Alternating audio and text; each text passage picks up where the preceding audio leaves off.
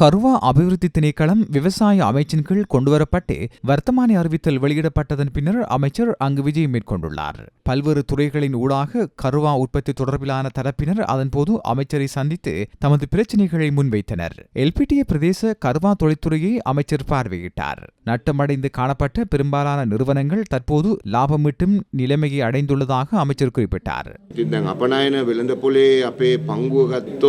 ஏற்றுமதி சந்தையில் எமது பங்கை எடுத்துக் கொண்டால் $100 நாம் ஈட்டுவதாக இருந்தால் 102% வரை கருவா ஊடாக நாம் வருமானத்தை ஈட்டுகின்றோம். அதனை அதிகரித்துக் கொள்ள வேண்டும். இதனோடு தொடர்புபடுவர்களுக்கு உரிய பிரதிபலன் கிடைக்க வேண்டும். இதில் காணப்படும் பிரச்சினைகள் தொடர்பில் அமைச்சு மட்டத்தில் முன்னெடுக்கும் வேலை திட்டம் ஊடாக தீர்வுகளை கண்டறிந்து இதனை முன்னேற்றகரமான தொழில்துறையாக மேம்படுத்துவதை எதிர்பார்ப்போம். வவுனியாவிலும் கருவா உற்பத்தி இடம்பெறுகின்றது. பிரச்சினைகளுக்கு தீர்வை தேடி இந்த துறையை தேசிய உற்பத்தியிலும் ஏற்றுமதி துறையிலும் ஒரு அங்கமாக மாற்றும் நோக்கில் நாம் செயற்பட எதிர்பார்க்கின்றோம். කොටසක් බවට පත් කිරීම ඉලක්ක කරගෙන තමයි අපි වැඩ කරන්න බලාපොරොත්තු වෙන්නේ.